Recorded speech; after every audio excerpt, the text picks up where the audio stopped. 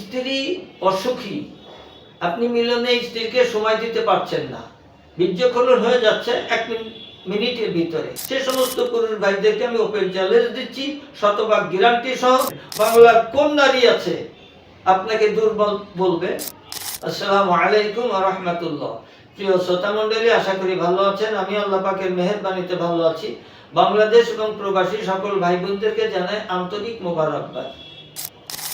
স্ত্রী অসুখী, আপনি মিলনে স্ত্রীকে সময় দিতে পারছেন না, বীর্যস্খলন হয়ে যাচ্ছে 1 মিনিটের ভিতরে, অতিরিক্ত 1.5 মিনিটের ভিতরে। হতাশাগ্রস্ত হয়ে পড়েছেন, বহু টাকার ওষুধ সেবন করেছেন, সুস্থ হন নাই। অবশ্যই আপনি ভেজালযুক্ত ওষুধ সেবন করেছেন অথবা অনভিজ্ঞ চিকিৎসকের পরামর্শে ওষুধ সেবন করেছেন। সেই সমস্ত পুরুষ ভাইদের জন্য আজকে গুরুত্বপূর্ণ একটা টিপস দিব আর কয়েকটি কথা বলবো। যে সমস্ত পুরুষ ভাইরা বহু টাকার ওষুধ সেবন করে সুস্থ হন নাই, সে সমস্ত পুরুষ ভাইদেরকে আমি ওপেন চ্যালেঞ্জ দিচ্ছি, শতভাগ গ্যারান্টি সহ।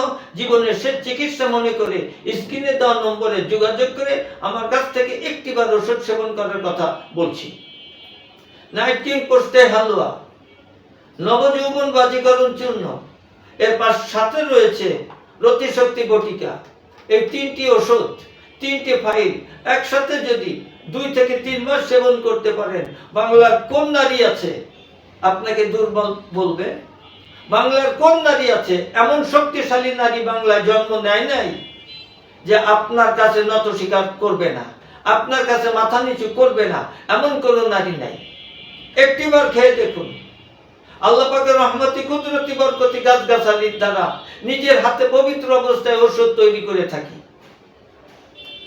বিজ্ঞতায় 2.5 যুগ, কোনো ভেজাল দেই না, কোনো কেমিক্যাল ব্যবহার করি না, হয়তো অবান্তর মিথ্যা কথা বলি না, ইনশাআল্লাহ।